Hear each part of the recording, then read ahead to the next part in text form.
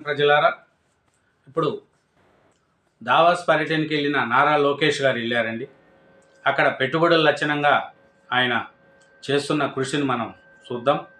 అలాగే ఇంతకుముందు ఉన్న ఐటీ శాఖ మంత్రి గుడివాడ అమర్నాథ్, అదే కోడిగుడ్డు అమర్నాథ్, ఆయన వెళ్ళాడు కదా.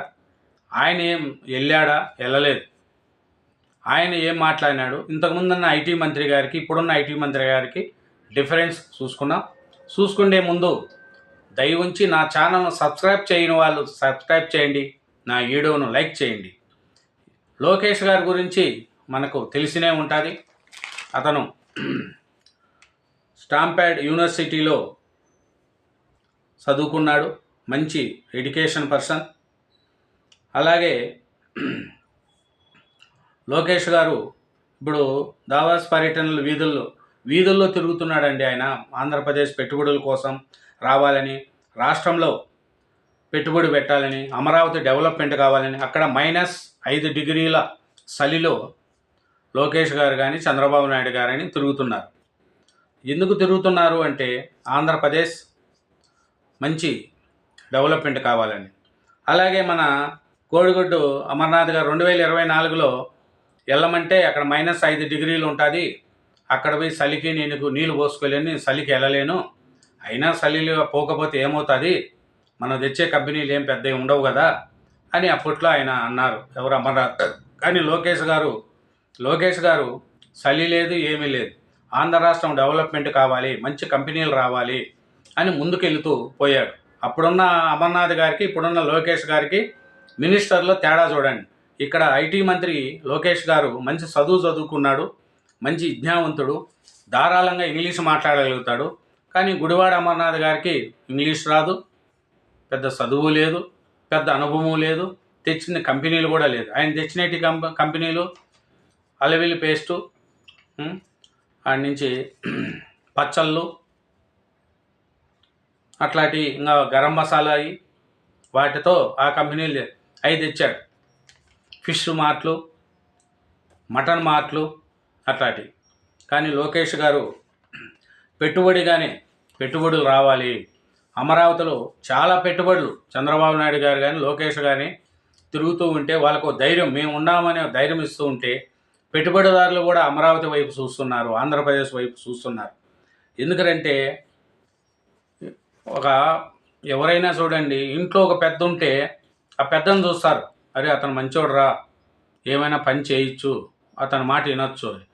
ఇప్పుడు చంద్రబాబు నాయుడు గారిని చూస్తే అందరికీ అదే కలుగుతుంది, పెట్టుబడులు పెడదాం, మంచి వ్యక్తి, మంచి విద్యావేత్త, మంచి టాలెంట్ పర్సన్, హైదరాబాద్లో హైటెక్ సిటీ లాంటి అది కట్టి హైదరాబాద్లో సాఫ్ట్వేర్ కంపెనీలను డెవలప్మెంట్ చేసిన దాంట్లో చంద్రబాబు నాయుడు పాలన చాలా ఉంది. ఈ బుద్ధ హైదరాబాద్ ఇంత డెవలప్మెంట్ అయిందంటే అది చంద్రబాబు నాయుడు గారు. కాబట్టి పెట్టుబడులు పెట్టడానికి చంద్రబాబు నాయుడు గారిని చూస్తున్నారు.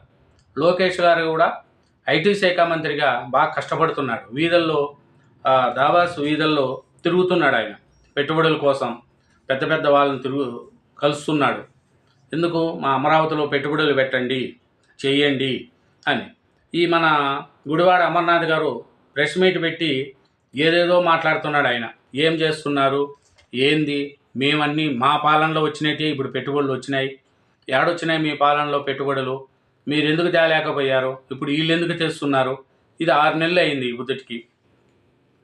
ఇది 6 నెలల్లోనే మన విశాఖపట్నంలోనే 2 లక్షల కోట్ల పెట్టుబడులు, పెట్టుబడులు కంపెనీలు. ఇప్పుడున్న చంద్రబాబు నాయుడు గారు అంతా 3 లక్షల కోట్లు పెట్టుబడులు వస్తున్నాయి.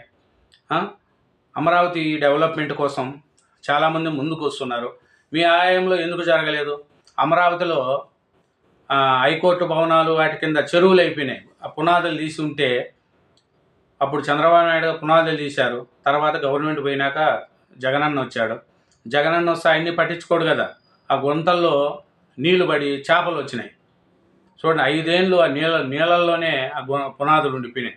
ఒక ఇటుక తీసి ఇటుక పెట్టినోడు కాదు ఆయన.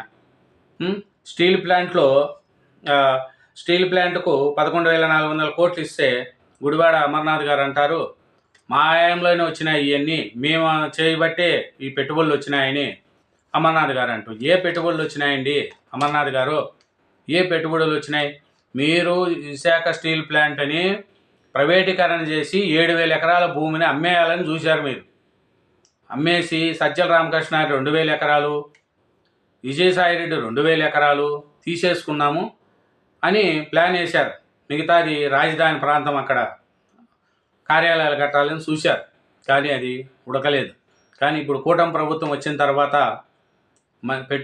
కేంద్ర ప్రభుత్వం నుంచి ఫండ్స్ తెప్పించారు. విశాఖ స్టీల్ ప్లాంట్ ఎట్టి పరిస్థితుల్లో ప్రైవేటుకరణ జరగదని చేశారు. గుడివాడ అమర్నాథ్ గారికి ఇక్కడ నారా లోకేష్ గారికి తేడా చూడండి. చదువుకున్న వ్యక్తి ఎలా ఉంటాడు, చదువురాని వ్యక్తి ఎలా ఉంటాడు అనేది దావాస్ పర్యటనలో చూశారు. 5 డిగ్రీల చలికి తట్టుకోలేక -5 డిగ్రీల చలి అని ఇంట్లో పండుకున్న గుడివాడ అమర్నాథ్